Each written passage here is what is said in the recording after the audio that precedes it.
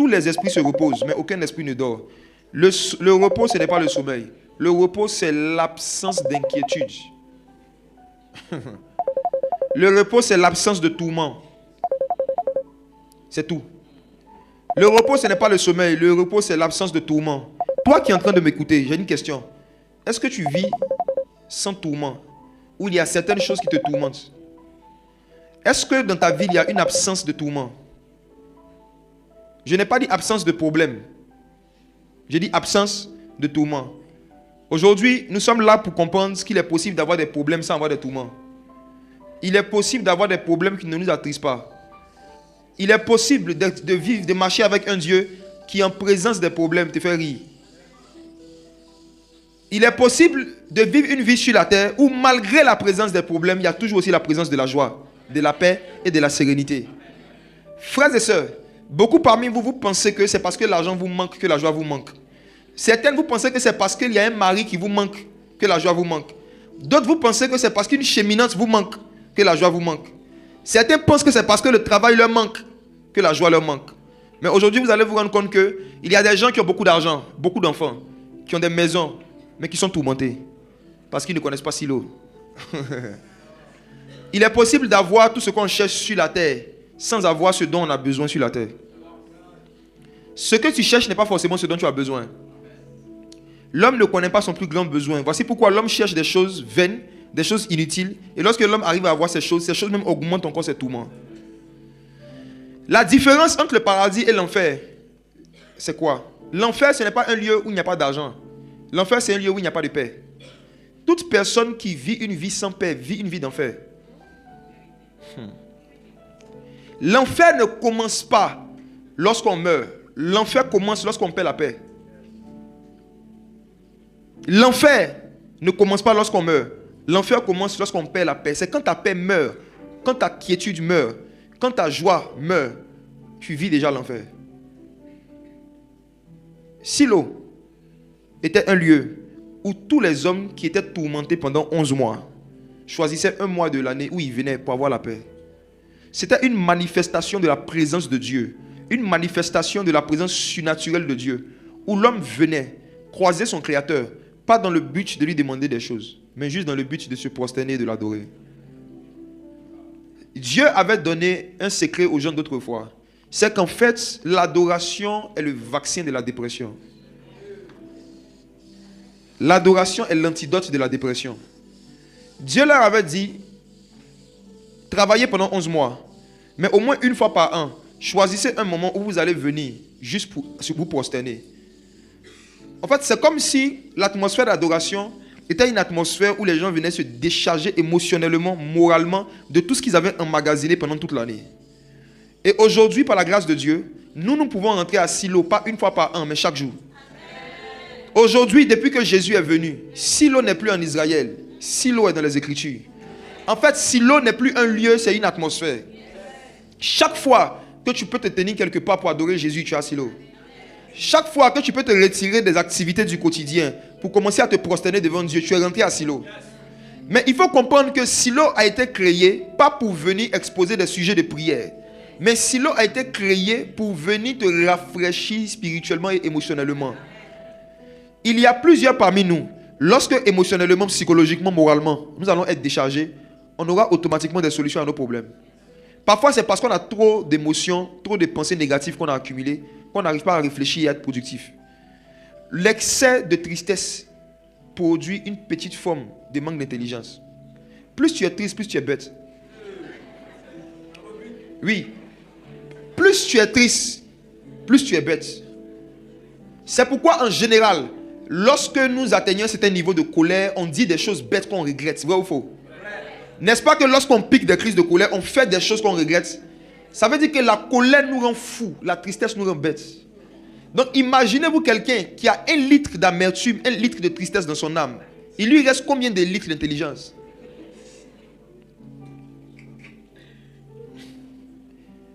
Mes frères et sœurs, pourquoi je vous ai dit que vous êtes Elkanah? Parce que comme vous, Elkanah avait un problème. Elkanah avait des problèmes. Il avait un vrai problème. Il avait épousé quelqu'un qui s'appelle Grâce, mais qui était stérile. Elle s'appelle Grâce, mais elle ne porte pas de fruits. Elle s'appelle Grâce, mais elle est stérile. Il avait un problème, c'est qu'il n'arrivait pas à avoir d'enfant avec la grâce qu'il avait. Malgré la grâce qu'il avait, il n'arrivait pas à porter du fruit. Et ça représente quoi? Ça représente le fait que tu es ici, tu as un diplôme. Un diplôme est une grâce. Mais malgré ton diplôme, tu n'as pas de travail. En fait, tu as une âne stérile.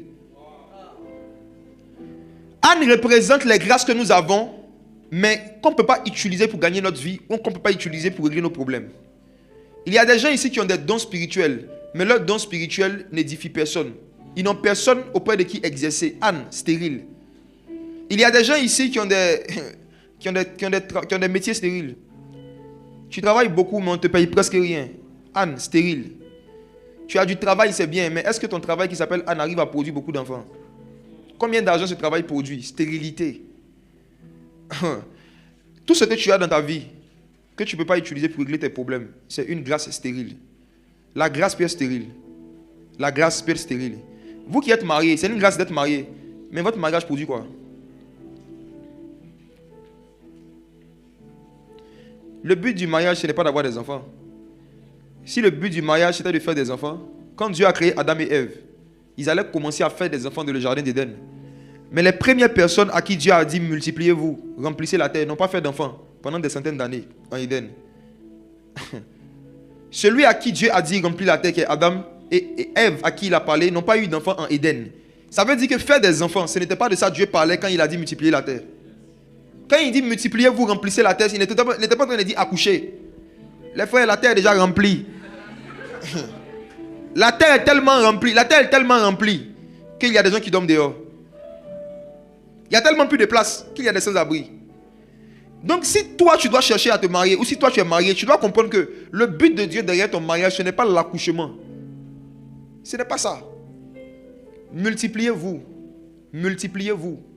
Multipliez-vous. Ça n'a rien à voir avec le sexe et les enfants. C'est qu'il y a des grâces à l'intérieur de toi. Il y a des talents à l'intérieur de toi qui sont censés se multiplier. C'est vous qui devez vous multiplier. Pas votre progéniture. Il y a des personnes ici, le niveau d'anglais que vous avez depuis la 6e n'a jamais évolué jusqu'à aujourd'hui. Le même niveau d'anglais que tu avais en 6e jusqu'à aujourd'hui n'a pas évolué. Tu n'étais pas multiplié. Il y a des gens, vous avez fini les études depuis 5 ans, 6 ans, mais après ces 5 ans, vous n'avez plus jamais appris quelque chose de nouveau. Vous ne vous êtes pas multiplié. Multipliez-vous. Il y a des personnes ici, vous êtes dans la foi en Christ depuis plus de 3 ans, mais vous connaissez que 3 versets par cœur. Un verset par un. Multipliez-vous un peu. En fait, la première chose qui doit se multiplier en nous, c'est la grâce, c'est Anne. Anne, c'est l'image des grâces, des talents, des capacités que nous avons qui sont censées se multiplier et grandir au fur et à mesure que les années passent. Mais malheureusement, beaucoup d'enfants de Dieu sont stériles. Oui, beaucoup d'enfants de Dieu sont stériles. Et qu'est-ce qui fait que Dieu peut rendre une grâce stérile? C'est de ça dont on va parler. Elkana vient avec sa grâce stérile chaque année à Silo. Et qu'est-ce que Elkana fait? La Bible dit que Elkana venait, il se prosternait et il adorait. Verset 3. Chaque année, cet homme montait dans la ville de Silo pour se prosterner et pour lui offrir des sacrifices. Leçon numéro 1. Celui qui veut que Dieu le multiplie doit apprendre à venir vers Dieu juste pour se prosterner et pour lui offrir des sacrifices, pour lui offrir des choses. La majorité des êtres humains vont vers Dieu pour recevoir des choses. Il y a une minorité qui partait vers Dieu pour donner des choses et pour l'adorer. C'est à ces gens que Dieu se révélait. La Bible dit que Dieu avait l'habitude d'apparaître dans Silo. Ça veut dire qu'à Silo, il y avait des expériences surnaturelles. Pourquoi aujourd'hui beaucoup d'enfants de Dieu ne vivent pas d'expériences surnaturelles? Parce qu'ils ne viennent pas pour se prosterner et pour offrir des sacrifices. Ils se comportent comme Anne, la stérile. Je descends encore sur Anne. Anne est l'image de la chose qui est en nous, qui aime pleurer et qui aime se plaindre dans la présence de Dieu. Anne venait à Silo pour pleurer, pendant que Elkana venait se prosterner. Elkana, c'est ton esprit. Anne, c'est ta chair. Quand tu es dans la présence de Dieu, ton esprit veut adorer, mais ta chair a envie de pleurer et puis de parler de tous ses problèmes à Dieu. Tu vas écouter qui aujourd'hui? Elkana, c'est ton envie de prier, ton envie d'adorer Dieu. Anne, c'est ton envie d'expliquer tous tes problèmes à Dieu pour que Dieu règle tout aujourd'hui. C'est une mauvaise habitude que de venir à l'église, de venir dans un programme chrétien, dans l'objectif premier, que Dieu règle nos problèmes. C'est le cœur de Anne. C'est pourquoi elle était stérile. tous les chrétiens qui ont ce cœur restent toujours stériles spirituellement. On dit qu'elle venait chaque année pour pleurer et chaque année Dieu ne l'exauçait pas. Si tu vois qu'il y a un problème pour lequel tu pleures depuis des années, et malgré que tu cries à Dieu depuis des années, Dieu ne t'exauce pas, ça fait que Dieu a appelé ce problème Anne. Et Dieu risque de ne jamais t'exaucer tant que tu ne deviens pas Elkana. Elkana ne parlait pas de ses problèmes à Dieu. Elkana, lorsqu'il venait, il ne parlait pas de ce que Dieu n'avait pas encore fait. Il parlait de ce que Dieu avait déjà fait. La mentalité que tu dois avoir à Silo, c'est que quand tu es dans la présence de Dieu, souviens-toi des bontés de l'Éternel. Il y a des choses que tu n'as pas encore eues. Mais est-ce qu'il n'y a pas certaines grâces que tu as déjà? Et si les choses que tu as eu la grâce d'avoir déjà, comme le souffle de vie, juste le souffle de vie, est-ce que tu as assez dit merci à Dieu pour ça? Dieu veut que tu sois plus conscient de ce qu'il t'a déjà donné que tu ne mérites pas, plutôt que des choses que tu veux obtenir. Dieu veut que nous soyons plus conscients de ce qu'on ne mérite pas qu'on a, plutôt que des choses qu'on désire. Quand tu penses beaucoup aux choses qui te manquent, tu vas pleurer. Mais quand tu penses aux choses que Dieu t'a fait la grâce de vivre, tu vas l'adorer. Oui. Frères et sœurs, oubliez vos problèmes. Peut-être que tu es malade. Peut-être qu'on t'a menacé, on doit te mettre dehors par rapport à un problème de loyer. Tu as besoin d'argent, tu cherches du travail. Je vous dis que toutes ces choses-là, Dieu peut les régler en une seconde. Mais pourquoi est-ce que Dieu, qui lui aussi pouvait donner des enfants à Anne en une seconde, ne le faisait pas? C'est parce qu'il n'aimait pas son attitude. Il n'aime pas son attitude. N'oubliez jamais que Dieu n'est pas votre serviteur. Nous ne sommes pas les créateurs de Dieu. C'est Dieu qui est notre créateur. Et parfois, le niveau d'adoration et le niveau de reconnaissance envers Dieu que nous devons manifester est tellement bas que dans le monde spirituel, on n'a pas le droit de demander quelque chose de nouveau. Non. Il y a certaines personnes ici, vous ne devez pas être vivant cette année 2025. Vous avez eu certaines maladies l'année dernière qui étaient censées vous emporter. Il y a certaines personnes ici, vous connaissez la débauche et les addictions dans lesquelles vous étiez. Vous connaissez l'immoralité sexuelle dans laquelle vous avez baigné. Vous connaissez le nombre de litres d'alcool que vous avalez comme si c'était de l'eau. Vous connaissez la vie que vous menez. Il faut regarder la vie de péché que tu avais avant de venir ici. Et il faut te demander si toi-même tu étais Dieu. Et que quelqu'un comme toi venait te demander à toi-même Dieu certaines bénédictions. Est-ce que tu l'aurais écouté? Souvent, il faut être humble envers soi-même. Il faut reconnaître qu'au vu de la vie que nous avons menée pendant un temps, la seule chose que nous méritons, c'est l'enfer. La seule chose que Dieu nous doit, c'est un jugement et une condamnation. Dieu ne nous doit pas un mari, ne nous doit pas de l'argent, il ne nous doit rien. Même le souffle de vie, il ne nous doit pas. Donc quand tu es conscient que Dieu ne te doit rien, je t'assure, ton désir de lui demander beaucoup de choses va diminuer. Il faut reconnaître que, avec toute la vie qu'on a menée, être en vie et en bonne santé, c'est déjà trop de grâce. Il y a déjà Anne. C'est déjà trop de grâce. Et on est censé, comme Elkana, prendre cette grâce, prendre Anne, et puis venir à Silo, juste pour se prosterner. Dis, Seigneur, le souffle de vie que tu m'as donné, je viens avec ça. Le peu d'argent que tu m'as donné, je viens avec ça. Malgré tout ce que j'ai fait, il t'a jugé bon de me maintenir en vie. Je suis venu juste te dire merci. Silo est une atmosphère d'action de grâce. Pas de murmure et de lamentation. C'est Anne qui était charnelle et qui venait cacher l'atmosphère de Silo avec des lamentations, des pleurs et des murmures. Mes frères et sœurs, à chaque fois que tu te comportes comme Anne, Dieu va te faire rencontrer Pénina. Permettez-moi de vous parler de Pénina. Est-ce que tu connais Pénina? Pénina est un nom hébreu qui signifie bijou précieux. Mais ce bijou précieux faisait quoi à la grâce? Ce bijou précieux, on dit, il mortifiait Anne. Pénina se moquait d'Anne. Pénina lui rappelait ce qui lui manquait dans sa vie. Pénina lui rappelait qu'elle n'était rien. Pénina lui rappelait toujours que toi, tu n'as pas d'enfant, tu risques de ne jamais en avoir. Pénina, c'est les pensées qui nous parlent, la voix qui nous parle et qui nous rappelle ce qui nous manque constamment. Au point où quand on vient à Silo, on ne peut pas adorer Dieu.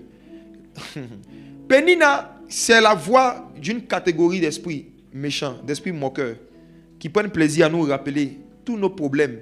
Mais tu te rappelles de ça à quel moment? Quand tu es à l'église. Pénina est l'esprit qui te fait penser à tous tes problèmes quand tu es dans ta chambre à la maison, que tu t'apprêtes à prier. Pénina ne va pas te rappeler des problèmes pendant les heures de travail, pendant que tu te laves, pendant que tu es dans la voiture, non. Mais c'est quand c'est le moment d'adorer que tu te rappelles que, oh, je n'ai pas encore payé mon loyer. Mon âge avance, je ne suis pas marié. La voix de Pénina. Pourquoi Pénina signifie bijou? Il faut que vous suivez. Vous savez, nous avons l'habitude de ne voir que le mal dans certains personnages bibliques, comme par exemple le serpent. Comme le serpent a séduit Ève, en général, lorsque nous pensons au serpent et que nous parlons du serpent, on ne voit que le mauvais. Mais Jésus un jour est en train de prêcher et il dit à ses disciples, soyez prudents comme des serpents. En d'autres termes, même la créature la plus mauvaise de la terre a quelque chose qu'elle peut t'enseigner de bon. La personne la plus mauvaise de la terre a au moins une qualité dont on peut parler. Donc si Jésus a pu voir une qualité dans le serpent, c'est que nous pouvons voir une qualité dans Pénina. C'est vrai que Pénina était une moqueuse. C'est vrai que Pénina était méchante. Elle persécutait Anne. Mais elle avait une qualité. C'est que Pénina, dans ce que nous avons lu, la Bible dit que lorsqu'on partageait les viandes, son mari Elkana donnait la double portion des viandes à Anne et elle, il lui donnait un petit morceau. Mais malgré ça, elle était toujours joyeuse. Pénina ne s'est jamais fâchée contre Elkana. Jamais. Au contraire, Pénina partait vers celle à qui on a donné la double portion pour se moquer d'elle encore. Pénina est l'image de quelqu'un qui peut rire et continuer à rire au milieu même des humiliations. Parce que c'était une humiliation pour Pénina que de recevoir une petite viande alors qu'elle a beaucoup d'enfants. Normalement, c'est à elle qu'on devait donner plus d'enfants parce qu'elle avait plus de viande, parce qu'elle avait plus d'enfants. Mais on lui donnait moins de viande. Mais malgré ça, elle rendait grâce à Dieu. Et elle partait se moquer. C'est comme si Pénina disait, c'est vrai, je n'ai pas de viande, mais moi au moins j'ai enfant. La mentalité de Pénina, ce n'est pas regarder ce que tu n'as pas, mais regarder ce que tu as que d'autres n'ont pas. Et puis rire. Oui. Tu n'as pas 1000 dirhams. Ok, mais il y a des gens qui n'ont même pas 10 dirhams. Oui. Il y a des gens qui sont dans les rues. Moi, la première fois que je suis venu au Maroc, je me suis fait accoster, puis après agresser par quelqu'un qui me demandait doucement de l'argent. Quand j'ai dit j'ai pas, il a commencé à taper à la vitre. On m'a dit que ce sont des gens qui doivent traverser les bateaux. Toi, tu as 100 dirhams. Lui, il n'a même pas 5 dirhams. Pénina, c'est la mentalité qui doit te pousser à dire, est-ce que ce que j'ai n'est pas plus que ce que je n'ai pas? Je n'ai pas de viande, mais j'ai des enfants. Elle, on lui donne des 2 viandes, mais elle pleure. Le fait qu'on donnait la double portion de la viande à Anne et que malgré ça, elle pleurait chaque année, c'est l'image aussi des gens qui ont le double de l'argent que tu as, qui ont le double des biens matériels que tu as, qui ont le double du succès que tu as, mais qui ne sont pas heureux. Anne avait beaucoup de viande, mais n'avait pas beaucoup de joie. Il y a des gens sur la terre qui ont beaucoup de voitures, mais qui n'ont pas beaucoup de paix. Ils ne sont pas en paix. Quand tu vois le nombre de chiens qu'ils ont mis à la porte, quand tu vois le nombre de caméras qu'ils ont mis, ils ne sont pas en paix. La nuit, il dort, le moindre bruit, il se réveille, il a l'impression qu'on veut le tuer. Ils ne sont pas en paix. Toute richesse matérielle qui s'augmente sans relation avec Dieu augmente le tourment et la tristesse. Je rembobine. Toute acquisition matérielle qui s'augmente sans avoir une relation avec Dieu augmente le tourment. Quelqu'un qui a 100 000 dirhams sur lui en espèces et qui doit monter dans un taxi n'aura pas la même démarche et le même comportement que quelqu'un qui n'a que 100 dirhams sur lui. Plus quelqu'un a de l'argent, plus il se sent en danger. La raison pour laquelle les riches n'aiment pas aller dans certains endroits et la raison pour laquelle ils n'aiment pas se mélanger avec des personnes, ce n'est pas parce qu'ils ne les aiment pas, c'est parce qu'ils ont peur qu'on les vole.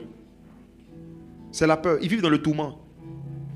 Tous ceux qui ont acquis leur richesse sans connaître Jésus ne vivent pas dans la paix. Parce que Jésus a dit, je suis le prince de paix. Ça veut dire qu'en fait, la paix, c'est un royaume. Si on dit le roi du Maroc, c'est parce que le Maroc est un royaume. Si on dit le roi de paix, c'est parce que la paix est un royaume. Et celui qui n'a pas ce royaume-là ne peut jamais être en paix. Tous ceux qui ne sont pas membres du royaume de Dieu ne peuvent pas être en paix. Tu ne peux pas. Nous sommes à Silo. Tu vas te comporter comme qui? Anne ou Pénina?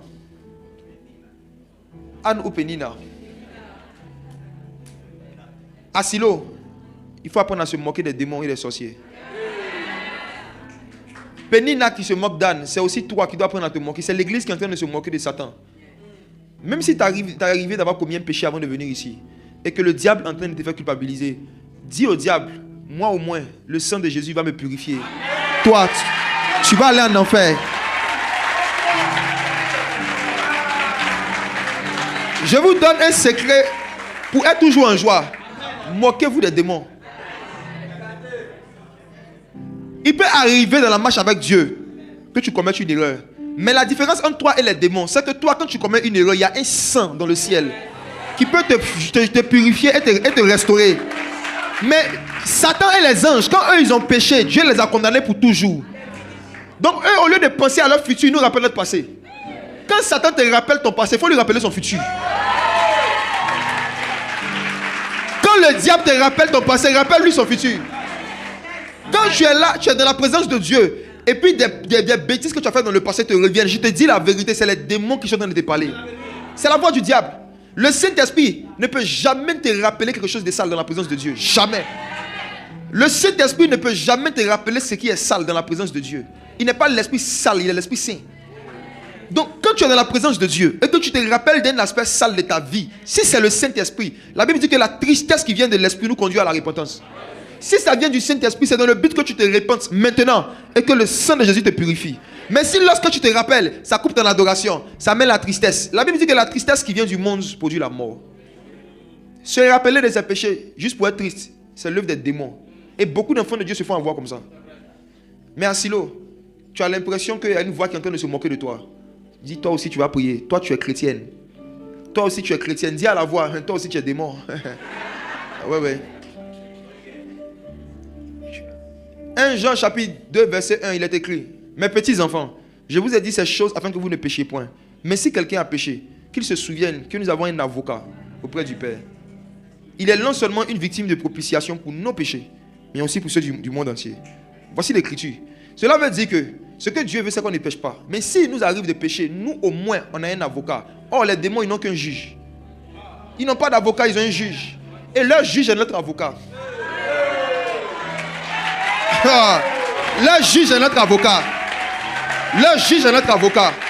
N'acceptez jamais d'être triste à cause d'une erreur que vous avez commise. Jamais. N'acceptez jamais de rester triste à cause d'un péché que vous avez commis pour lequel vous vous êtes repenti. Si tu sais que tu t'es repenti, tu n'as plus le droit d'être triste. Toute tristesse qui vient après la repentance vient de Pénina.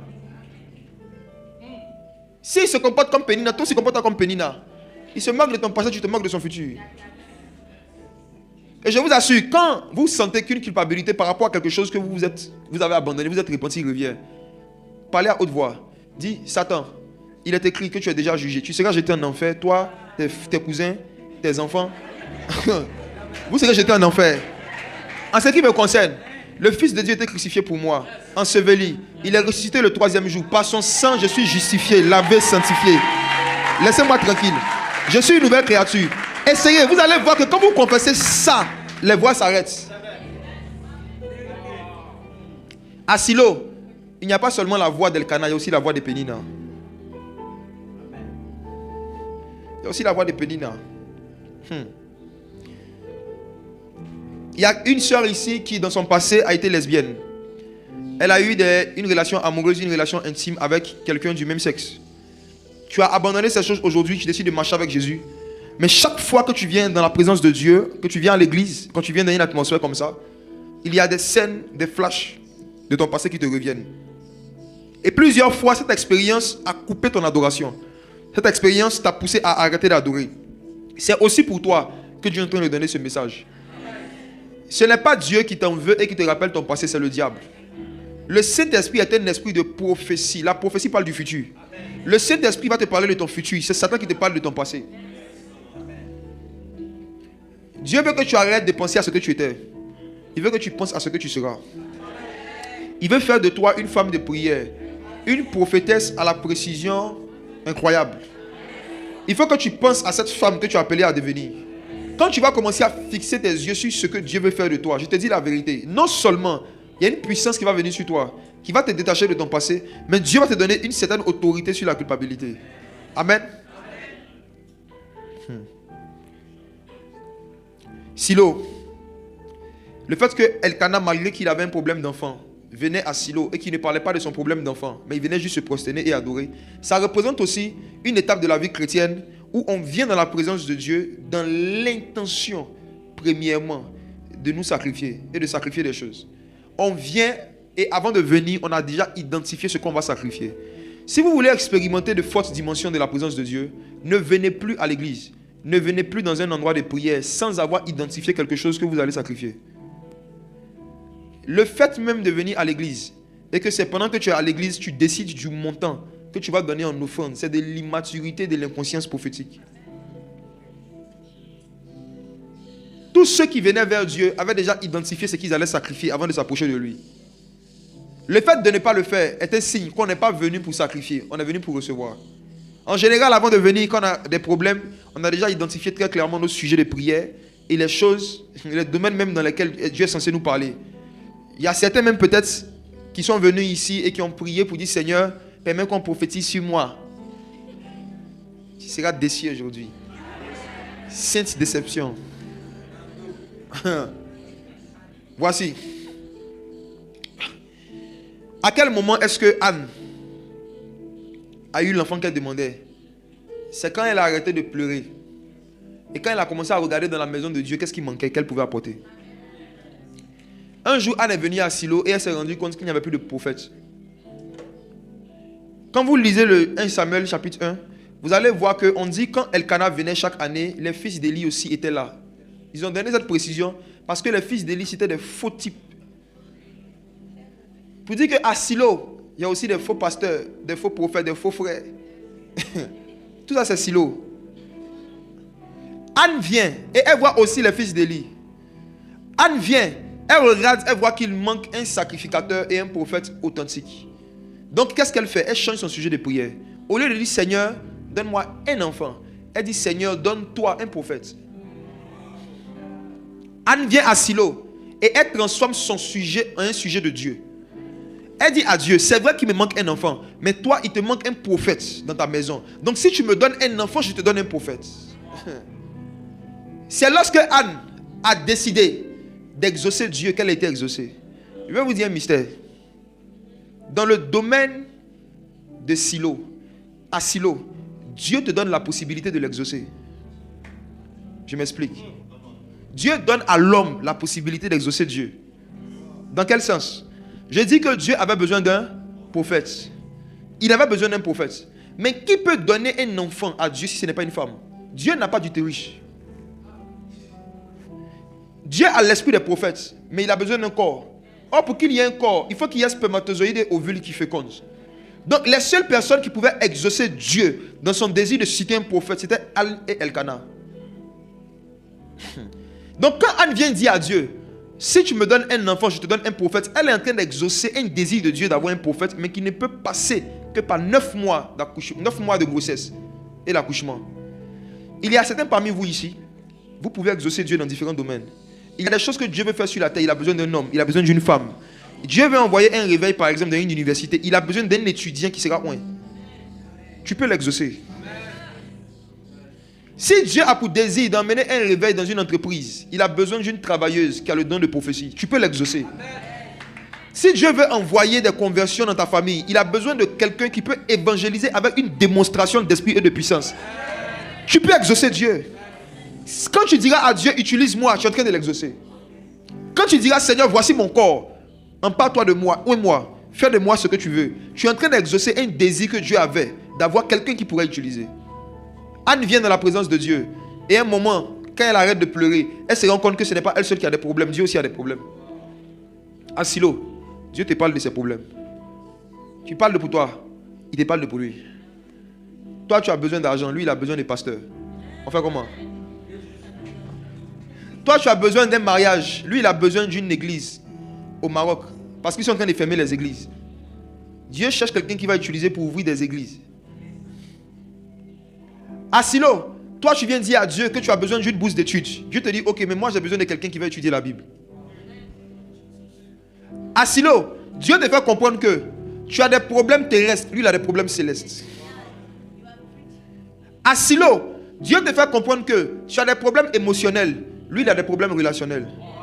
La majorité de ceux qui l'ont accepté sont retournés dans le monde. Or, il veut sauver tous les hommes. Ceux même qui étaient sauvés ont diminué. On doit aller les ramener encore. Ensuite, aller chercher les païens. Qui enverrai-je? Qui enverrai-je? Dis Dieu, qui enverrai-je? À Silo, Dieu te fait comprendre que toi, la plupart de tes besoins que tu as, même s'il t'exauce, besoin de nourriture, d'argent, de voiture, une fois que tu vas mourir, quand on te met dans la tombe, tu vas laisser ces choses pour partir. Mais lui, ses besoins, c'est le besoin des âmes. Ces âmes-là, quand elles vont mourir, leur vie doit continuer après la mort. Il ne veut pas qu'ils aillent en enfer. Dieu a des besoins, Dieu a des problèmes. Dieu a tant aimé le monde qu'il a donné son Fils unique, afin que quiconque croit en lui ne périsse point, mais qu'il reçoive la vie éternelle. On connaît cela, non? Mais il y a combien de personnes dans le monde qui sont vraiment sauvées? Est-ce que Jésus n'est pas mort en vain? Est-ce que la quantité de sang qu'il a versé équivaut à la quantité de personnes qu'il a gagnées? Il a été blessé, il a été crucifié, son sang est versé. Mais pour que ce sang-là puisse agir dans la vie des hommes, il a besoin d'hommes et de femmes qui vont aller informer les gens qu'il y a un sang qui existe et qui peut les aider. Voici le problème de Dieu. Voici le problème de Dieu. Autrefois, il y a 30 ans en arrière, il y a 100 ans en arrière, les églises étaient moins riches. Les chrétiens étaient moins riches matériellement, financièrement. Au point où, quand on voulait dire que quelqu'un est pauvre, on disait qu'il est pauvre comme un rat d'église.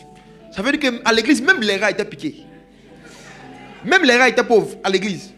Il y a eu un temps dans l'histoire de l'église où même les rats ne se sortaient pas. Ça veut dire que si un rat veut manger, il doit aller à la mosquée. Parce qu'à l'église. Donc ils ont inventé l'expression être pauvre comme un rat d'église. Mais ça c'était il y a un siècle. C'était il y a 100 ans, il y a 200 ans. Aujourd'hui, il y a beaucoup de chrétiens qui ont des moyens. Mais regardez ceci. Quand l'église était moins riche, l'église envoyait beaucoup de missionnaires dans les pays islamiques, dans les villages pour évangéliser. Mais aujourd'hui, où l'église est plus riche, l'église envoie moins de missionnaires. Et l'église organise beaucoup de conférences pour les chrétiens. Regardez. Il y a une séduction qui est rentrée dans l'église. C'est le fait d'utiliser l'onction, l'argent, les moyens qu'on a, pas pour augmenter le nombre de personnes sauvées, mais pour augmenter la notoriété des ministères.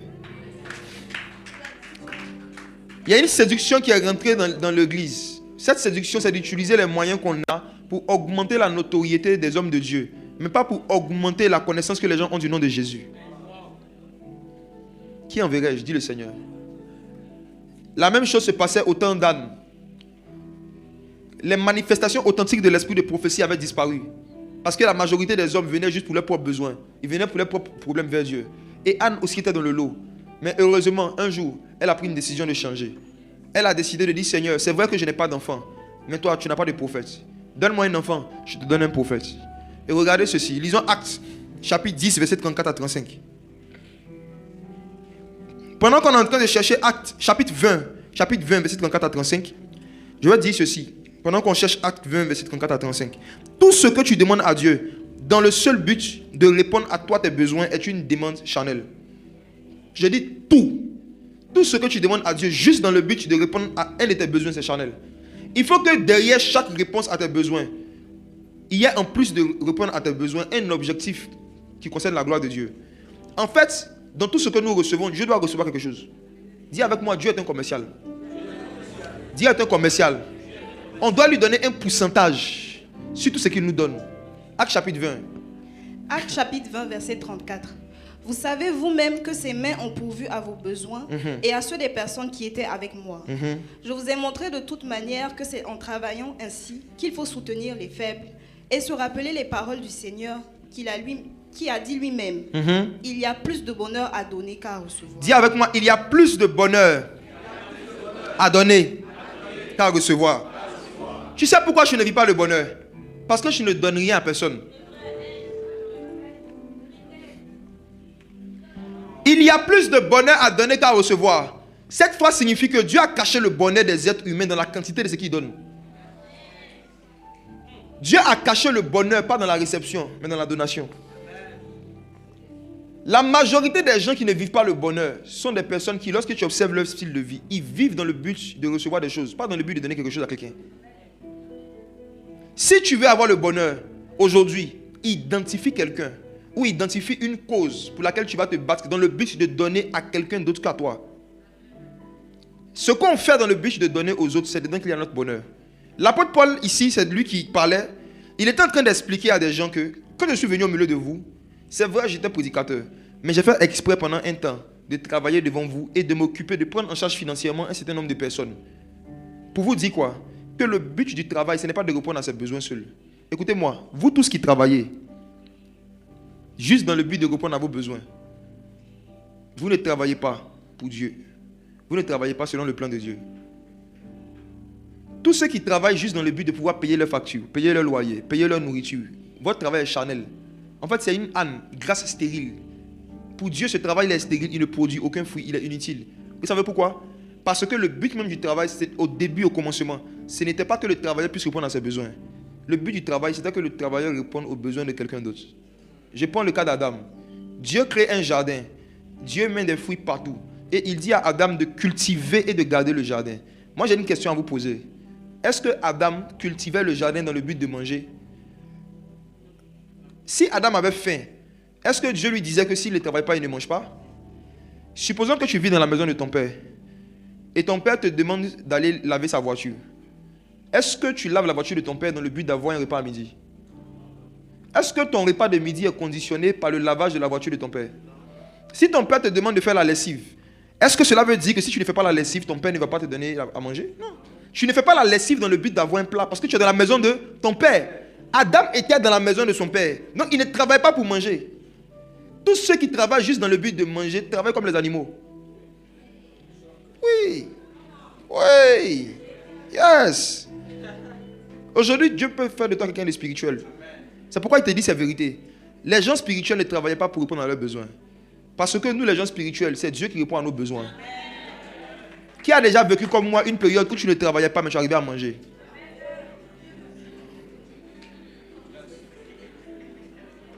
Regardez, les périodes de difficultés professionnelles et financières sont permises par Dieu pour nous rappeler que la source de nos besoins, la source de notre providence, ce n'est pas le travail, c'est Dieu. Parce que même quand le travail n'est pas là, la nourriture est là. Donc Dieu te rappelle que tu vois, ce n'est pas parce que tu travaillais que tu mangeais, c'est parce que je suis avec toi. L'apôtre Paul dit, vous savez comment ces mains ont pourvu non seulement à mes besoins, mais aux besoins de ceux qui étaient avec moi. Ça veut dire que le but que Dieu veut atteindre, quand il nous demande de travailler, c'est de pouvoir aux besoins de certaines personnes qui n'ont pas encore les moyens. Tous ceux et celles qui travaillent juste pour répondre à leurs propres besoins sont égoïstes. Ils se comportent comme Anne. Et c'est pourquoi Dieu ne vous multiplie pas. Regardez un autre passage. Éphésiens 4, verset 28. Ça, c'est pour ceux qui étaient des voleurs. Ou qui sont des voleurs. J'ai un message pour vous de la part de Dieu. Dis à ton voisin, j'espère que ce n'est pas de toi que le pasteur parle.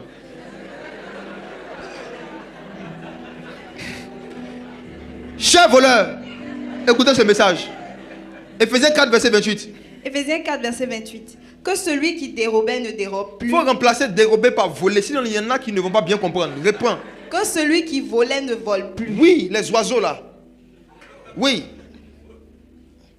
Mais plutôt qu'il travaille. Que le voleur travaille. Oui.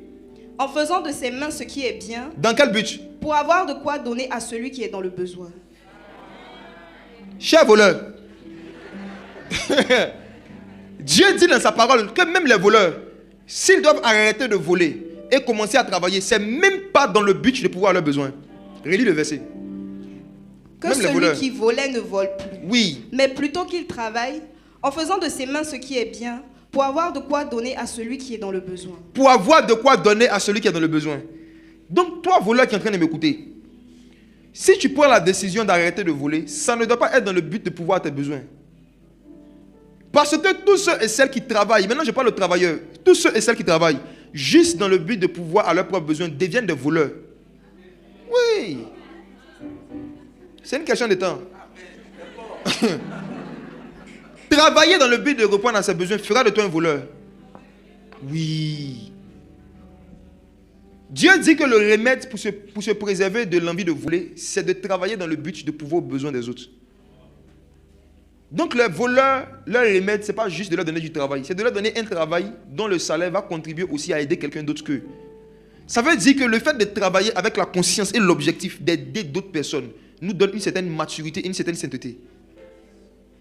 Il y en a, vous ne vivez que pour vous. Si tout de suite Dieu s'amuse à augmenter vos revenus financiers, la première chose que vous allez augmenter, ce n'est pas le nombre de personnes que vous soutenez par mois. Ce que vous allez chercher à augmenter, c'est le nombre de perruques. D'autres, le nombre de talons. Il y a des sœurs ici. Si Dieu augmente leur argent, c'est le nombre de sacs Gucci qu'elles ont qui va augmenter.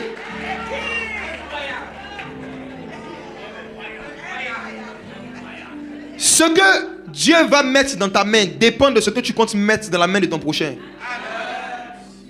Ce que Dieu va mettre dans ta main dépend de ce que tu comptes mettre dans la main de ton prochain.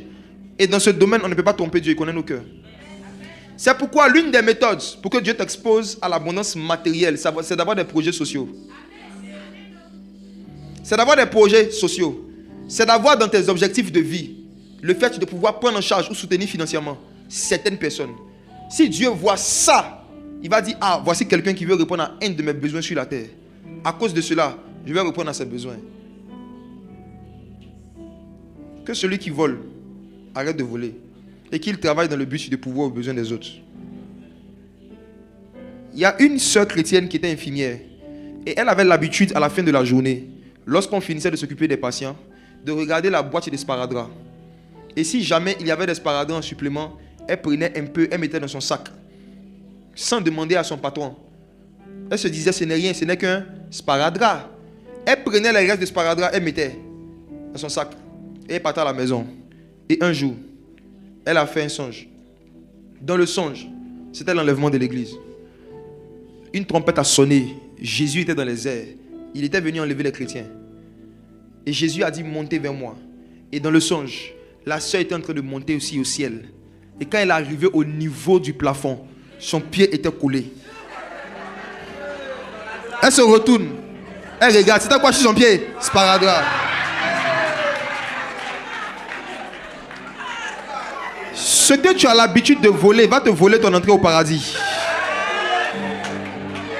Ce que tu as l'habitude de voler va te voler ta place au ciel. Dis à ton voisin, tu voles quoi? Normalement, une brebis ne vole pas. Les brebis marchent. C'est les oiseaux qui volent. Tu voles quoi?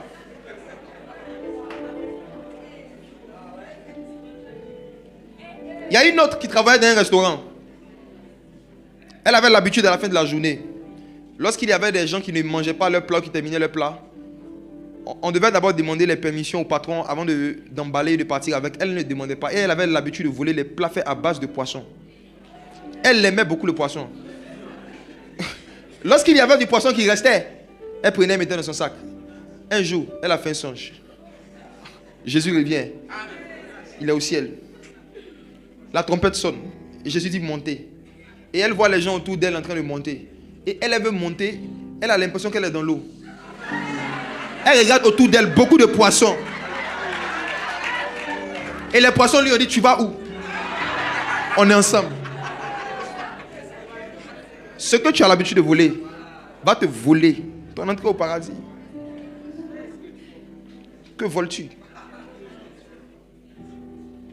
Voici. Anne. Un moment quand elle s'est repentie de sa façon de prier, de sa façon de demander à Dieu, elle a fait quelque chose que nous devons tous faire aujourd'hui. Elle a décidé d'identifier quelque chose qui est utile pour l'avancement de l'œuvre de Dieu sur la terre. En son temps, c'était un prophète. Aujourd'hui, c'est quoi selon toi?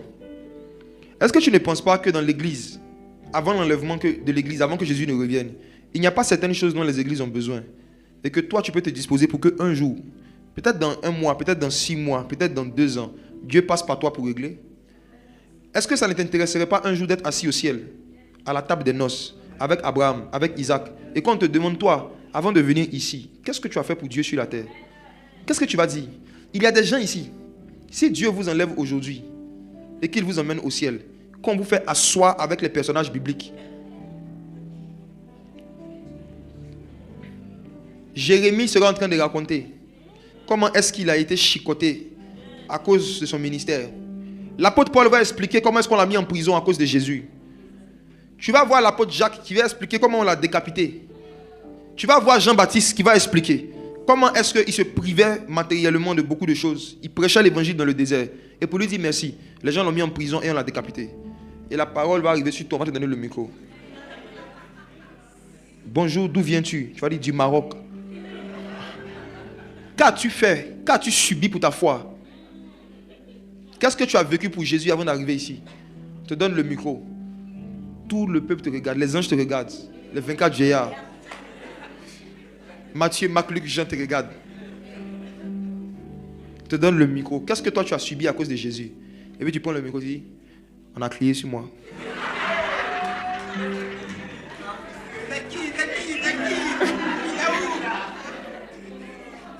L'apôtre Paul va dire, tu dis quoi?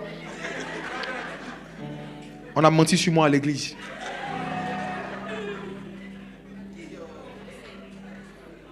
On m'a offensé. Ils vont dire ensuite, tu vas dire, il y a des soeurs qui me regardaient mal.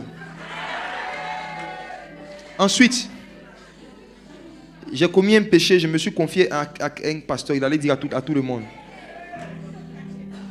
Ils vont dire ensuite,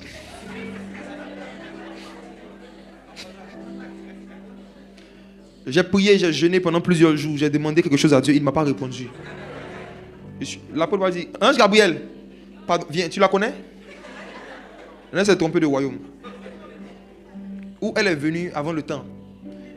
Vous savez, si votre foi ne vous a rien coûté, c'est que votre foi n'a pas de valeur. Tout ce qui ne coûte rien n'a pas de valeur. La raison pour laquelle aucun pays ne va faire la guerre à un autre pays pour lui arracher du sable, c'est parce que le sable on le trouve partout, il n'a pas de valeur. Mais tu peux voir un pays faire la guerre à un autre pays pour arracher du pétrole, pour arracher de l'or. Pourquoi? Parce que c'est rare, ça a de la valeur. La raison pour laquelle Dieu nous fait payer un prix lorsqu'on se convertit, le prix de la souffrance, du rejet, de l'incompréhension, de l'humiliation, c'est pour que notre foi ait une valeur. On paye un prix pour avoir de la valeur. Il y a certains ici, votre adoration va vous coûter vos amitiés. Ça a déjà coûté même. Il y a certains ici, si vous voulez marcher avec Jésus, ça va vous coûter votre relation avec vos familles. Il y a certains ici, si vous voulez marcher avec Jésus, ce choix va vous coûter en fait le fait de perdre certains boulots que vous avez eu par impudicité. Excusez-moi. Il y a des boulots qu'on obtient, on te demande de coucher avec le patron, de coucher avec quelqu'un pour avoir le boulot. Si tu décides de rester ferme, tu vas perdre cette opportunité. La foi coûte quelque chose. La souffrance que tu acceptes de vivre par obéissance à la parole de Dieu est le prix de ta foi. Et voici, à Silo, nous allons lire maintenant le verset 11. 1 Samuel 1, verset 11. Elle fit un vœu en disant, Éternel des armées, si tu daignes regarder l'affliction de ta servante, Oui. si tu te souviens de moi et n'oublies point ta servante, et si tu donnes à ta servante un enfant mâle, je le consacrerai à l'Éternel pour tous les jours de sa vie, et le rasoir ne passera point sur sa tête. Voici comment elle a changé son sujet de prière. Si tu donnes à ta servante un enfant, je le consacrerai à l'Éternel. Est-ce que si Dieu te donne ce que tu lui demandes, tu vas consacrer ça à Dieu? Le deal est simple. Chaque fois que tu cherches quelque chose dans ta vie, il faut te poser une question. La chose que je veux, si j'ai ça, est-ce que Dieu, son royaume, son église sur la terre pourront en profiter? Si c'est une chose que c'est moi seul qui pourrais utiliser, ça n'intéresse pas Dieu. Dieu n'est pas intéressé par le fait de faire un miracle dont le but ne va servir qu'à nos intérêts. Tous les miracles que Jésus fait, c'est dans le but que cela lui soit consacré, que cela serve à sa gloire. Dans le domaine de la guérison miraculeuse, pourquoi parfois des personnes ont des maladies, demandent la guérison à Jésus, qui peut bien les guérir, mais qui ne les guérit pas? Parce que quand un malade demande à Jésus une guérison, ce que Jésus regarde, ce n'est pas sa maladie. Ce que Jésus regarde, c'est est-ce qu'il va rendre témoignage. Parce que si jamais il opère un miracle pour toi, qui reste pour toi, Dieu n'est pas glorifié. Et Jésus ne fait pas des choses parce qu'on fait pitié, il fait des choses pour la gloire de Dieu. Donc s'il ne voit pas la gloire de Dieu qui sera manifestée à travers ce témoignage, il n'a pas d'intérêt à faire de miracle. Va à l'hôpital. Va à l'hôpital. Avant de demander un miracle, demandez-vous, est-ce que j'ai l'habitude de parler des miracles que Jésus a déjà fait? Combien de miracles tu as vécu dont tu n'as jamais rendu témoignage à personne? Combien de choses surnaturelles tu as déjà vécues dont que tu n'as jamais raconté à personne? Combien de fois Dieu t'a déjà exaucé dans le passé et tu ne l'as pas glorifié avec? Tu as été dans des endroits où on dit qui a un témoignage? Tu regardes ton voisin. Qui a un témoignage? Tu regardes quelqu'un d'autre. Tu ne témoignes jamais de ce que Jésus a fait pour toi. Dieu peut prendre le décret de ne plus jamais faire quelque chose de surnaturel pour toi. Parce que tu as utilisé quelque chose qu'il a fait pour toi, juste pour ton propre plaisir, tu ne l'as pas glorifié. Il a dit aux enfants d'Israël, si vous n'avez pas à cœur de me glorifier, je vais maudire vos bénédictions. Je maudirai vos bénédictions. Mes frères et sœurs, je vais vous dire ceci. Jésus a dit dans Acte 1, verset 8, vous recevrez une puissance et vous serez mes témoins. Il y a certains ici, vous voulez recevoir une puissance juste pour rester les voisins de vos voisins. On reçoit une puissance pour devenir un témoin. Donc celui qui n'a pas à cœur de témoigner, Dieu n'a pas à cœur de le oindre. Pourquoi beaucoup de chrétiens prient beaucoup, parlent beaucoup, mais ils ne sont pas puissants? Parce qu'ils ne témoignent pas. Ils l'ont vaincu à cause du sang de l'agneau et à cause de la parole de leur témoignage. Il y a des victoires sur le diable, il y a des victoires sur Satan qu'on n'arrive pas à obtenir par la prière, mais qu'on arrive à obtenir en rendant témoignage de ce que Dieu avait déjà fait dans le passé. Comment est-ce que David a vaincu Goliath? Il a vaincu Goliath par un témoignage. Lorsque Goliath est venu menacer les enfants d'Israël, David est venu devant le roi et il lui a dit ceci. Il dit, ô roi, quand j'étais dans la forêt et qu'un lion venait prendre les brebis de mon père, je le poursuivais et j'arrachais les brebis de sa gueule. Dis avec moi témoignage. Témoignage. Il dit, lorsqu'un ours venait prendre les brebis de mon père, Je poursuivais l'ours et je lui arrachais la brebis. Dis avec moi témoignage. C'est parce que David a rendu témoignage de ce que Dieu a fait dans la forêt qu'il est arrivé au palais. Beaucoup parmi vous, vous restez au même niveau dans vos vies. Parce qu'il y a des choses que Dieu a fait pour vous qu'il n'a pas fait pour vos frères. Il n'a pas fait pour vos parents. Mais vous n'avez jamais rendu témoignage. C'est pour ça que vous restez dans la forêt. Vous allez durer dans la forêt. Vous allez durer dans la forêt. Durer dans la forêt. Mais je vous pose une question. Quand David poursuivait l'ours et le lion, est-ce qu'il y avait des caméras? Est-ce qu'il y avait des êtres humains? S'il n'avait pas rendu témoignage, comment on allait savoir qu'il était capable de faire ça? Il y en a ici, même vous avez des talents, vous savez préparer, vous savez faire des gâteaux, vous savez faire la couture, mais vous ne rendez même pas témoignage que Dieu vous a donné ce talent. Vous allez rester dans la forêt du Maroc, vous allez durer dans la forêt.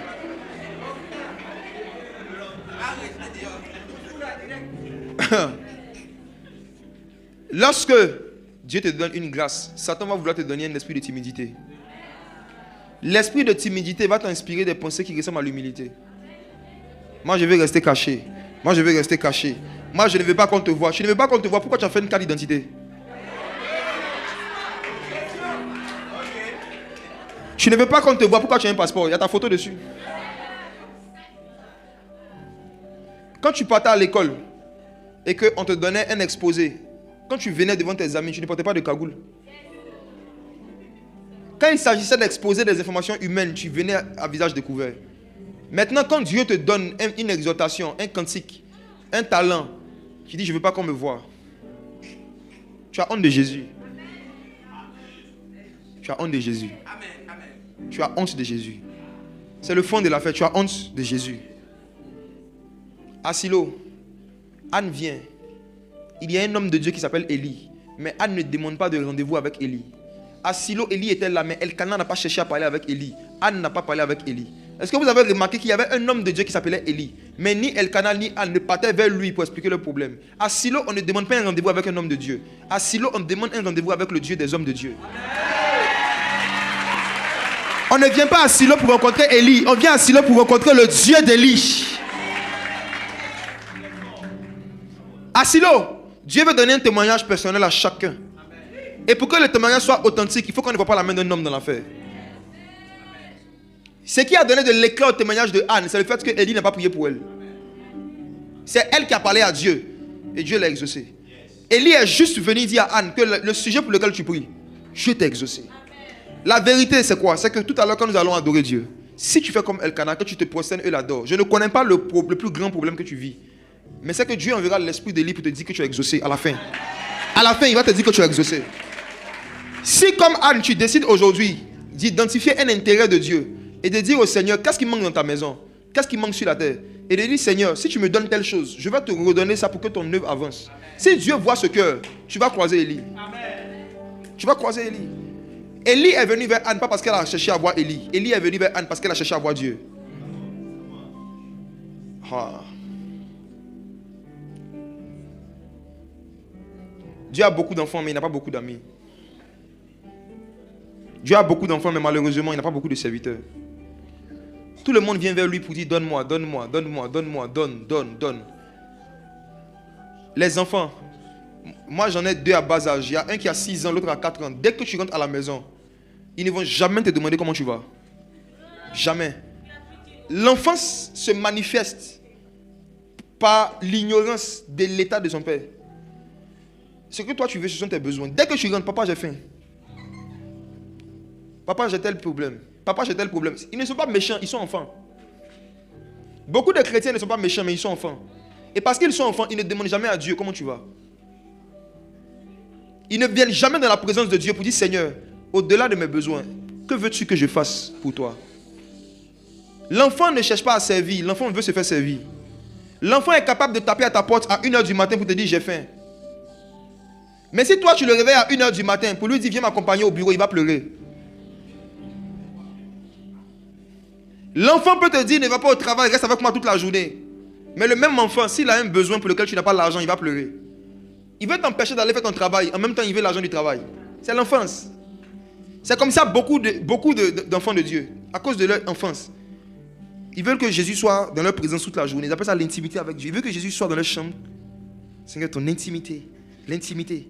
Maintenant Jésus dit, allez, faites de toutes les nations. Quand il dit allez, il tourne la page. Ça, c'est Matthieu 28, nous on est dans les actes. Il y a combien qui veulent aller avec Jésus dans les rues? Combien qui veulent aller dans les universités? Aller sur Internet, aller sur TikTok, aller sur Facebook, aller sur Instagram pour prêcher l'évangile. Il y a combien qui veulent aller? Il y a combien qui veulent aller? La majorité viennent vers le Seigneur, donne-moi. Donne-moi mon problème d'enfantement, mon problème de papier. Il y a des gens ici, hein, vous avez des problèmes de papier. Vous avez besoin de papiers légaux pour rester longtemps au Maroc. Mais parce que vous ne priez que pour ça, Dieu va permettre qu'on vous renvoie dans vos pays d'origine. Si aujourd'hui vous ne vous prosternez pas pour l'adorer, que vous ne dites pas merci pour le fait même que vous avez pu rentrer dans le territoire, si vous ne dites pas merci d'abord, que vous continuez de vous plaindre et de pleurer, il y a une vague de rapatriement qui va commencer après ce programme. Parce que quand tu étais dans ton pays, tu partais à l'église. Depuis que tu es venu ici, tu es occupé.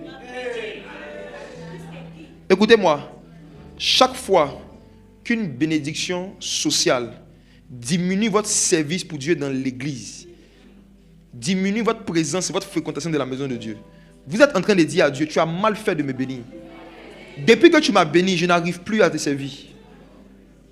Chaque fois qu'on dit je n'arrive plus à prier parce que je travaille, je n'arrive plus à venir à l'église parce que je suis marié, je n'arrive plus à servir dans l'église parce que je me suis marié, tu es en train de dire à Dieu, cette bénédiction est en train de détruire ma vie avec toi. Il va t'exaucer. T'inquiète pas. C'est à cause du travail et du mariage que tu n'arrives plus à servir Dieu. T'inquiète pas. C'est à cause des enfants? T'inquiète pas. Il va te décharger bientôt. Tu veux le servir, non?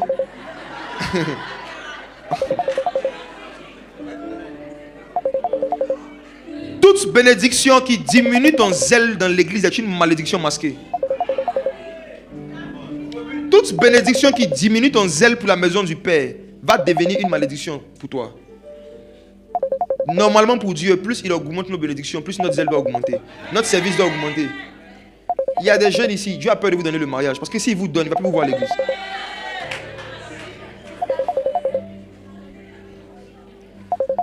Il y a des gens ici, Dieu a peur de vous donner le visa pour aller en France. Parce que s'il vous donne, il ne va plus vous voir. Avant, tu postais les photos des versets, les vidéos de prédication. Quand tu vas arriver, tu vas te mettre devant la tour Eiffel, tu vas mettre de gloire en gloire, de gloire en gloire, de gloire en gloire.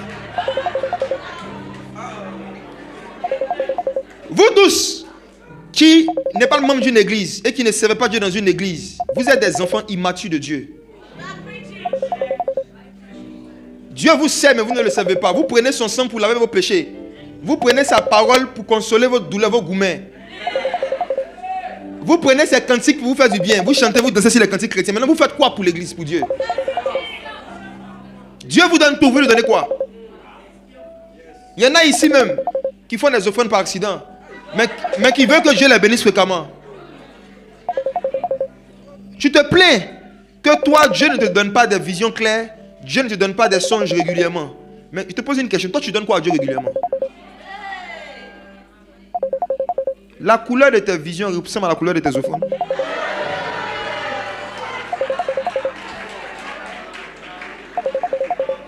Il y a un homme qui s'appelait Corneille. Dans Actes chapitre 10, un ange lui apparaît et l'ange lui dit, on dit un ange lui apparaît dans une vision claire.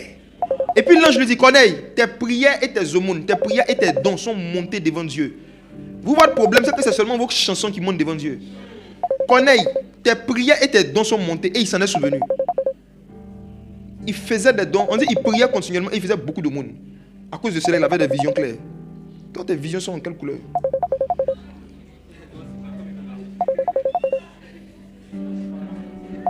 Tout ce que je suis en train de vous dire, c'est pour vous dire, renoncez à vous-même. Identifiez un besoin que Dieu a sur la terre dans l'église, servez Dieu. Dieu finit toujours par servir ceux qui le servent. Jésus devient toujours le serviteur de ceux qui le servent. Occupez-vous de ses besoins de son royaume, il va s'occuper de vous. Vous n'avez pas plus de problèmes que Dieu. Imaginez-vous, le monsieur a créé un monde, il a créé tout le monde bon.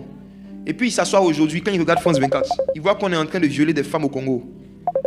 Il voit qu'on est en train de tuer des enfants en Ukraine. Il est assis sur son trône, il voit comment on est en train de massacrer des gens en Palestine. Il est assis sur son trône.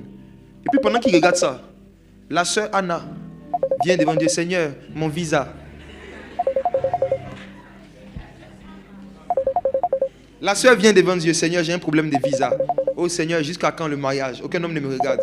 Pendant ce temps, Il y a quelqu'un qui est en train de prier pour ne pas que le rebelle qui est en train de passer au nord Kivu du Congo voit sa fille qui la viole.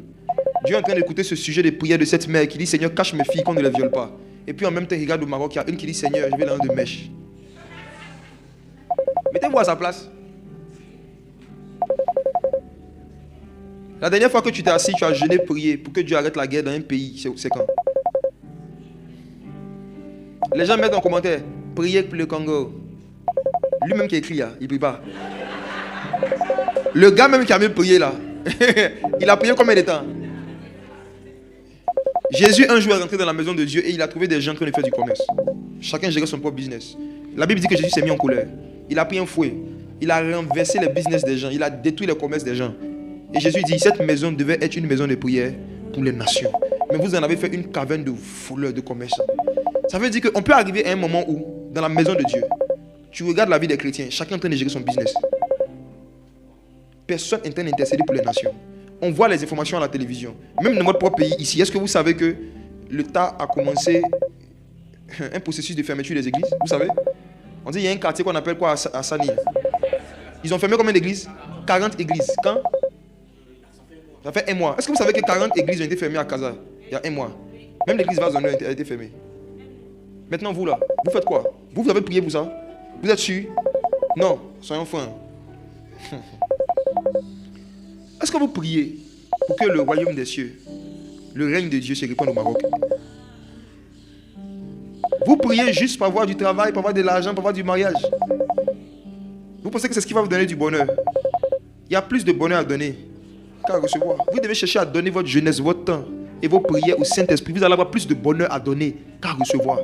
Votre bonheur se trouve dans les choses que vous allez donner à Dieu, pas dans ce que Dieu va vous donner. Jamais. Le bonheur se trouve dans les choses que vous donnez à Dieu. Prenez la décision d'être une génération qui devient un sacrifice vivant. Elkanah venait faire des sacrifices, mais toi, tu peux décider de devenir un sacrifice. Silo ne sera plus un lieu pour toi, ça sera un style de vie de chaque jour. Et la Bible dit que Dieu apparaissait dans Silo. Il y a des expériences surnaturelles qui ont commencé dans la vie de Samuel, le jeune Samuel, le jour où il a commencé à dormir à côté de l'arche. Samuel a décidé de dormir à côté de l'arche où était Dieu. Et un jour, il a entendu Dieu lui parler sans passer par son père spirituel. Il pensait que c'était son père spirituel qui l'appelait. Pourquoi? Parce que dans le domaine du prophétique, la première voix qu'on entend est la voix de notre père spirituel. Mais en fait, c'est la voix de Dieu. Mais Dieu fait exprès de faire sonner sa voix comme celle du père. Donc Samuel entend son nom et Samuel pense que c'est la voix d'Élie. Parce que Dieu utilise une voix semblable à la voix d'Élie pour l'appeler. Mais dans le fond, c'est Dieu. Pourtant, Élie lui-même n'entendait plus la voix de Dieu. Dieu ne parlait plus avec Élie. Parce que Élie aussi, comme vous, il ne servait plus Dieu. Pendant que ses fils partaient faire le service, lui, il dormait toute la journée à la maison. Il n'entendait plus la voix de Dieu. Je vais vous poser une question. Si vous êtes sur un projet, vous êtes en train de construire une villa, et puis vous avez votre chef de chantier qui veut vous parler à 10 heures par rapport au projet que vous lui avez confié. Et ce même 10 heures, votre meilleur à midi, il veut venir vous voir pour causer. Vous allez recevoir qui? Je réponds. Vous êtes sur un projet de construction. Il y a le chef de chantier qui veut vous voir à 10 heures par rapport au chantier. Et vous avez votre meilleur ami. Meilleur ami aussi veut te voir à 10 heures. Tu dois recevoir une personne. Tu choisis qui? Pourquoi? Pourquoi? Parce que nous avons été créés à l'image et à la ressemblance de Dieu. Dieu ne parle urgemment et régulièrement qu'avec des gens qui s'occupent de son chantier qu'on appelle l'église. Quand Jésus est venu sur la terre, il dit, je bâtirai mon église. Ceux qu'il met en priorité, les personnes que Jésus met en priorité, c'est des personnes qui sont en train de bâtir avec lui, l'église. Ceux qui font des choses dans l'église, pour l'église, ce sont des gens à qui Jésus parle facilement. Hein, toi, tu chantes seulement mon meilleur ami, il est mon meilleur ami. Quand tu finis de chanter mon meilleur ami là, il ne te parle pas. C'est toi sur ta voix tu entends la chanson là. Toi sur ta voix, il ne te parle pas. L'une des façons d'attirer l'attention de Dieu et la voix de Dieu sur sa vie, c'est de le servir à l'église. C'est de le servir dans sa maison. Prophète Samuel, Moril, je vous donne un conseil. Les chrétiens qui sont nés de nouveau, que vous savez être nés de nouveau, et qui demandent des rendez-vous privés avec vous, l'une des premières questions que vous devez leur poser, tu es dans quelle église? Et tu fais quoi dans l'église? Si la réponse à ces deux questions est négative, ne le recevez pas. Les chrétiens qui disent on n'a pas besoin de pasteur, on n'a pas besoin d'église. Si tu n'as pas besoin d'église, pourquoi quand ça chauffe sur toi, tu cherches un prophète?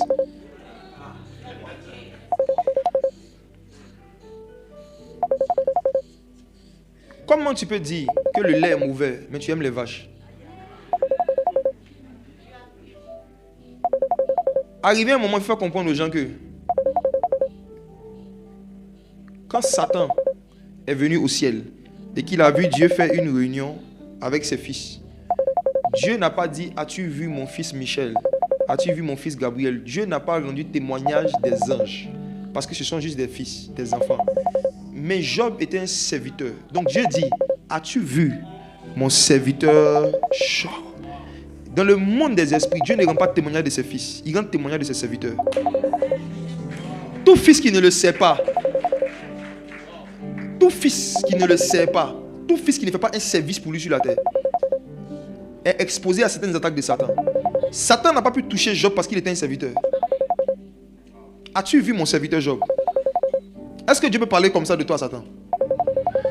Il y a des gens ici là, si Dieu s'amuse même, et puis il dit à Satan, as-tu vu ma servante Prisca? Satan me va dire, Seigneur, elle te sert où? Elle te sert où? Elle te sert dans quoi? C'est même Satan qui va expliquer à Dieu qu'il se trompe. Hein? Il y en a ici, écoutez-moi, tant que vous n'avez pas commencé à servir Dieu, Dieu ne peut pas parler de vous au ciel. Oui. Jésus était sur la terre de 0 à 30 ans. Dieu n'a jamais dit, celui-ci est mon fils. Jamais. C'est le jour où il a décidé d'aller se baptiser parce qu'il devait commencer son ministère. En fait, quand Jésus a pris la décision d'aller servir Dieu, et le service commence par le baptême par immersion. Donc, la première étape du ministère, c'était de se baptiser. Donc, comme il s'est baptisé maintenant, Dieu dit, celui-ci est mon fils. Ça veut dire même les fils qui n'ont pas encore pris la décision de servir, Dieu ne rend pas témoignage d'eux d'abord. Demande à ton voisin, tu sais Dieu où? Dans quoi? En quoi faisant?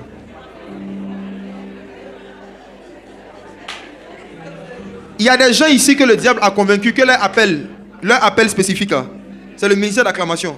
Est-ce que vous connaissez le ministère d'acclamation? Attendez. Il y en a ici. Le diable les a convaincus que leur ministère, c'est de venir à l'église chaque dimanche, se saper, acclamer et aller à la maison.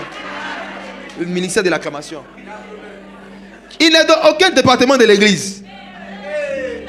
Il acclame seulement. Tu es dans l'église, ça fait des mois. Dans une église, ça fait des mois. Tu fais quoi? Tu ne sais pas, tu te sers. Tu prends la Sainte Seine, tu manges. Tu prends la parole, tu manges. Tu prends l'adoration, tu manges. Et puis tu donnes 10 dirhams.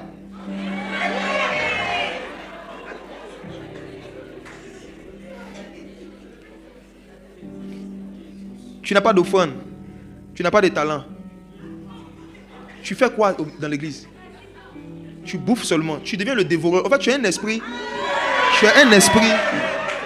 Tu as un esprit qui ne vient que pour consumer, déroger, détruire. C'est de l'égoïsme, c'est de l'égoïsme, c'est de l'égoïsme. De venir dans la maison de Dieu seulement pour bénéficier des bénéfices, des fruits. Ne pas se soucier d'apporter quelque chose à la communauté. Tu ne peux pas vivre une vie comme ça et vouloir entendre la voix de Dieu.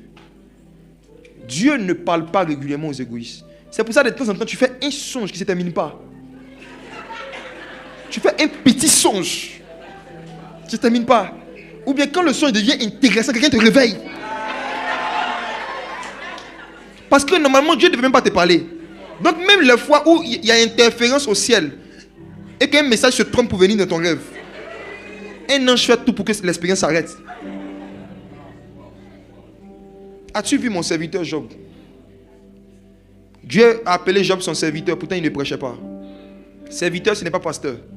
Job n'était pas pasteur.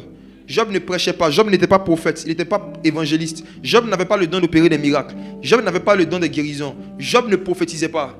Mais pourquoi Dieu l'appelle son serviteur? Quel était son service? Servir Dieu, ce n'est pas prêcher. Servir Dieu, c'est faire quelque chose qui le glorifie sur la terre. Job avait un business de moutons, de bœufs. Et il utilisait ça pour donner du boulot aux gens. Il était un créateur d'emploi. Il était serviteur de Dieu parce qu'il faisait sortir les gens de la pauvreté. Il était serviteur de Dieu parce qu'il aidait les gens à avoir du boulot. Juste son business qu'il a mis en place, Dieu dit, voici un serviteur. Il utilise ses moyens pour aider les pauvres, les veuves, les orphelins. C'est mon serviteur. Ce n'est pas parce que toi aussi tu prêches à l'église que tu sais Dieu. Tu peux ouvrir une page TikTok, Instagram et réseaux sociaux pour prêcher. Dans le but juste d'avoir des likes et des vues. Dieu connaît ton cœur. Il y a des frères ici dans le monde, les filles ne s'intéressaient pas à eux. Malgré tous leurs efforts. Ils n'ont jamais pu être intéressants pour les jolies filles. Ils ont vu que quand tu prêches comme ça, il y a des filles qui t'écrivent inbox. Donc ils ont décidé d'ouvrir des pages pour prêcher. Dans le but d'être un peu intéressant. Vous n'êtes pas des serviteurs.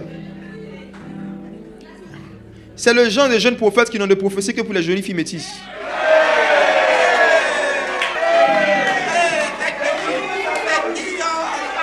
Ils n'ont jamais eu une prophétie pour un papa de 40 ans.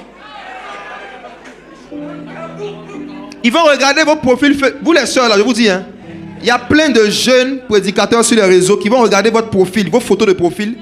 Quand vous leur plaisez, ils vous écrivent inbox pour dire j'ai un message pour toi. Qui a déjà reçu ici un message inbox, les sœurs? Vous dites j'ai un message pour toi de la part de Dieu, cherche à me rencontrer. Je t'ai vu dans le règne de l'esprit. Il t'a vu sur Instagram. Plus ta photo est belle, plus il sent des paroles prophétiques. Il entend la voix de Dieu. Ce ne sont pas des serviteurs. L'esprit de prophétie authentique, lorsqu'il conduit quelqu'un vers toi, il ne va pas venir se présenter et te demander de le rencontrer. L'esprit de prophétie authentique va t'encourager à aller rencontrer Dieu. Un prophète qui ne te connaît pas sur Internet, qui reçoit une parole pour toi, et qui ne te demande même pas tu es dans quelle église, ni qui est ton père spirituel, et il te dit de venir le voir pour qu'il prie pour toi. Ce n'est pas un voyant, c'est un voyou. Je rembobine. Un voyant qui te contacte sur Internet, qui dit qu'il a vu un problème et qu'on doit prier pour toi. Et il ne te demande pas d'aller vers ton père spirituel pour qu'on prie pour toi. Ou d'aller dans l'église où tu es. Il dit que c'est lui qui est la solution. Tu dois le voir pour qu'il prie pour toi. Ce n'est pas un voyant, c'est un voyou. Parce que je ne peux pas venir dans ce quartier, voir un enfant qui est là. Et l'enfant dit, oh, j'ai faim. Et j'ai besoin de fournitures pour aller à l'école. J'entends un enfant que je ne connais pas. Et je ne vais pas dire à l'enfant qui est ton père. Je vais commencer à payer les fournitures de l'enfant, commencer à m'occuper de lui, comme s'il est orphelin. On va demander à l'enfant, tu habites où? On demande ta maison, qui est ton papa? Donc quelqu'un qui ne cherche même pas à savoir qui est la couverture spirituelle ou la responsabilité spirituelle de ta vie, ça montre que c'est un voyou. Attention, le serviteur authentique va te conduire vers Jésus. Et il va te conduire à te soumettre à tes autorités. Pas à venir te soumettre à lui et à lui faire des offrandes à lui, à devenir son serviteur à lui, à lui. Attention, l'esprit de prophétie est un aimant qui attire les gens vers Jésus. Mais les autres esprits attirent les gens vers les hommes. Tu sais Dieu? Est-ce que tu sais Dieu? En quoi faisant? Même avec tes études, tu peux servir Dieu. Quand tu es en train de faire une formation, si tu veux aller jusqu'à la fin de la formation, avoir tes diplômes, il faut que tu dises à Dieu que si tu me donnes ce diplôme, je te le consacrerai. C'est la prière de Anne. Tu me donnes ce métier, à travers mon métier, je vais gagner des âmes. À travers mon métier, je vais prêcher l'évangile. Si tu me donnes un boulot, il y a une part que je vais enlever qui va contribuer à l'avancement de ton œuvre sur la terre. Cherchez chaque fois à dire à Dieu ce que vous allez lui donner ou lui consacrer dans ce qu'il va vous donner. Vous allez voir comment il va réagir vite. C'est lorsque Anne a fait elle a prié de cette façon que Dieu lui a dit, voilà, moi, les pleurs ne me touchent pas. Je ne suis pas touché par les pleurs, je suis touché par les vœux. Elle pleurait pendant des années. Dieu était insensible. Dieu la regardait pleurer. Dieu la regardait pleurer. Quand elle a fini de pleurer et qu'elle a parlé de qu'est-ce que Dieu gagne, Dieu l'a exaucé. Ne cherchez pas à faire pitié volontairement quand vous priez. En fait, ce n'est pas la pitié qui attire la faveur de Dieu. C'est l'honnêteté. C'est le fait de chercher ses intérêts. Je termine avec ceci. Actes chapitre 1, verset 8. Vous êtes fatigué? On peut continuer un peu encore? Juste un peu? Allons-y. Acte 1, verset 8. Acte 1, verset 8. Mais vous recevrez une puissance, le Saint-Esprit survenant sur vous, et vous serez mes témoins à Jérusalem, dans la Judée, dans la Samarie et jusqu'aux extrémités de la terre. Acte chapitre 10, verset 38. Le dernier verset qu'on va lire. Acte 10, verset 38. Acte 10, verset 38. Est-ce que tu peux jouer? Esprit de Dieu règne. Acte 10, verset 38. Acte 10, verset 38. Oui. Mais vous savez comment Dieu a oint du Saint-Esprit et de force Jésus de Nazareth, qui allait de lieu en lieu, faisant du bien et guérissant tous ceux qui étaient sous l'empire du diable, car Dieu était avec lui. Vous savez comment Dieu a oint Jésus de Nazareth du Saint-Esprit et de puissance. Être oint du Saint-Esprit, c'est une chose. Être oint de puissance, c'est une autre chose.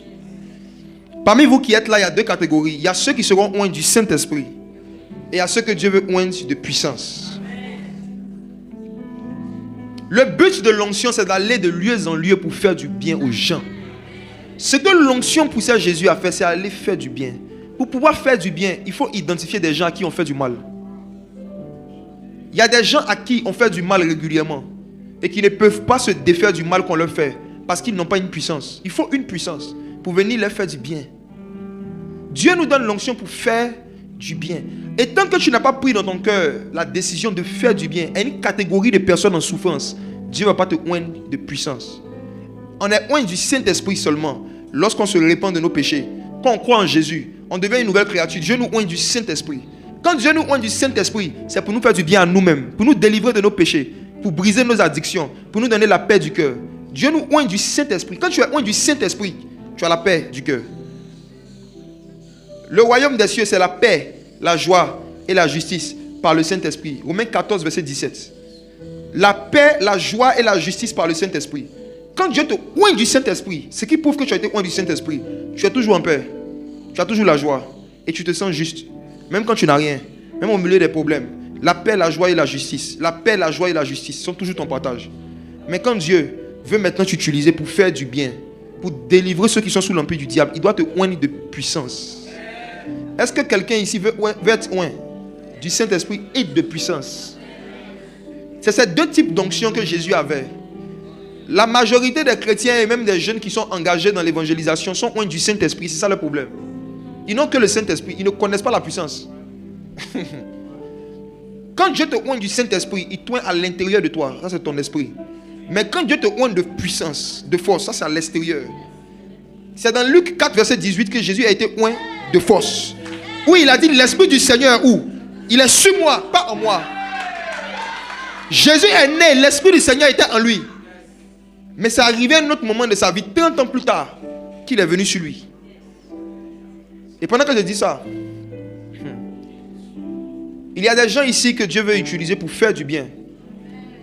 Mais la présence du Saint-Esprit qui est en vous n'est pas suffisante pour faire du bien à ceux qui sont sous l'empire de Satan.